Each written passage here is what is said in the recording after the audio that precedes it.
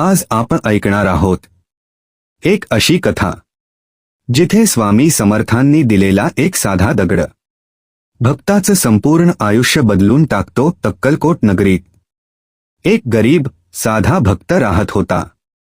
घरात दारिद्र्य, काम नाही, हातात पैसा नाही। दररोज तो स्वामी समर्थांच्या मंदिरात येई, चरणी बसून रडत असे। तो म्हणायचा, स्वामी, मी थकलो आहे, आता जगायची ताकद राहिली नाही। पण तरीही तो स्वामींवरचा विश्वास सोडत नव्हता। एके दिवशी तो भक्त पूर्णपणे कोलमडला। तो थेट स्वामी समर्थांच्या पायांवर पडला। डोळ्यातून अश्रू वाहत होते। लोक पाहत होते, पण स्वामी समर्थ मात्र शांत होते। त्यांच्या डोळ्यात ना राग ना करुणा, फक्त गंभीर शांतता। ते काही बोलले नाही, फक्त जमिनीवर पाहू लागले। स्वामी समर्थांनी जमिनीवर पडलेला एक साधा दगड उचलला। तो दगड भक्ताच्या हातात दिला आणि म्हणाले, हे घे आणि श्रद्धेने पुढे जा। भक्त गोंधळला। दगड, याने काय होणार?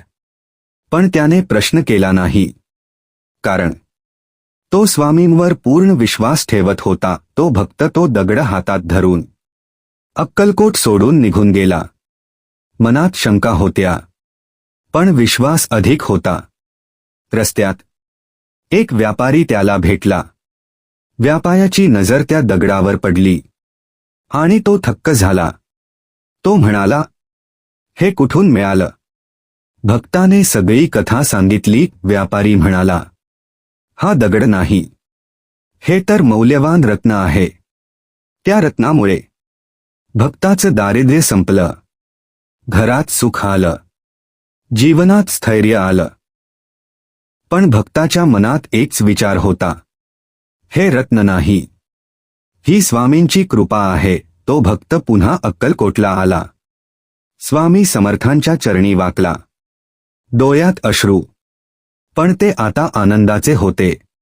स्वामी समर्थ हसले आणि म्हणाले, मी दगड दिला नव्हता, मी तुझी श्रद्धा पाहत होतो। भक्त हो, स्वामी समर्थ कधीही आपल्या भक्ताला रिकाम्या हाताने पाठवत नाहीत।